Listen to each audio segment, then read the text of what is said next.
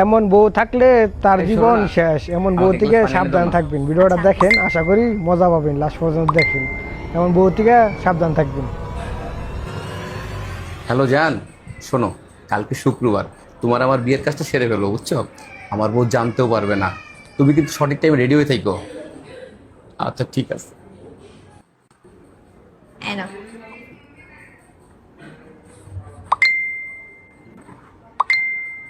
অনেক তো রাত হইলো, এবার তাহলে ঘুমায় পড়ো। হ্যাঁ ঠিক আছে, অনেক রাত হইলো।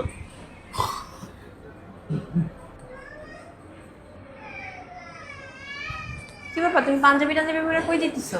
আজকে শুক্রবার না, জুমার নামাজ পড়তে হবে না? আজকে শুক্রবার না, আজকে সোমবার। রাত্রে ঘুমাইলাম বৃহস্পতিবার, সকালবেলা শুক্রবার না হয় সোমবার হয়ে যাবে না? তুমি বৃহস্পতিবার রাত্রেই ঘুমাইছো, কিন্তু আজকে শুক্রবার না, আজকে সোমবার। দেখো, উল্টাপাল্টা কথা বলো না। আজকে শুক্রবার আজকে সোমবার। মানে কি? মানে কি জানো না?